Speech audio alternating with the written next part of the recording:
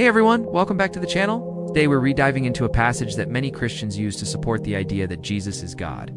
John chapter 14, verses 6 through 10. But what happens when we examine these verses in their full context? You might be surprised by what we find. Let's explore it together. Common conversation might go something like this.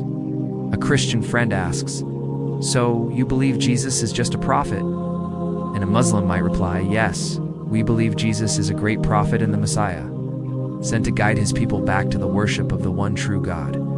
The Christian friend might then quote Jesus, "I am the way, the truth, and the life. No one comes to the Father except through me." Doesn't that prove he's divine? From an Islamic perspective, this doesn't mean he is God. During his ministry, every prophet in their specific time was the way to God, because they were the ones delivering God's message. Moses was the way to God for his people. Noah was the way for his. And for us today, Prophet Muhammad, peace be upon him, is the way because he delivered the final message. Now, the conversation often continues with another famous line. The Christian might say, "Okay, I see your point. But what about when Jesus says, 'If you have seen me, you have seen the Father'? Surely that means he and the Father are one and the same being, right?" Let's look at what Jesus actually says immediately after that. In John 14:10, he continues, "The words that I speak to you, I do not speak on my own authority, but the Father who dwells in me does the works."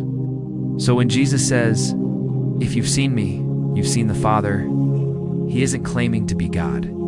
He's explaining that he represents God. Everything he does, his words, his miracles, his teachings, they all originate from the Father, not from his own self. He is a perfect vessel for God's will, showing people what the Father is like through his actions and character. He's saying to see me is to see a reflection of the Father's will and message in action.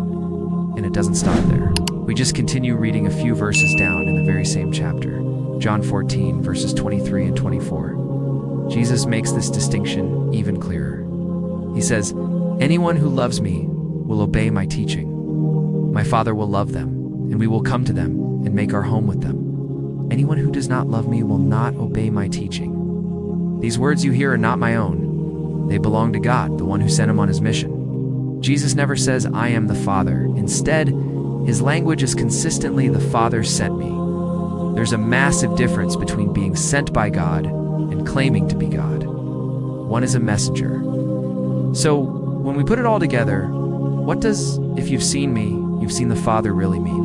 It simply means if you've witnessed my life, if you've listened to my teachings, Jesus is the reflection of God's message, not God himself in the flesh. This is precisely why Islam holds Jesus in such high honor, not as a deity, but as one of God's mightiest messengers who guided humanity toward the one true creator, Allah. Thanks so much for watching. If you found this perspective helpful, please give this video a like and consider subscribing for more content. See you in the next one.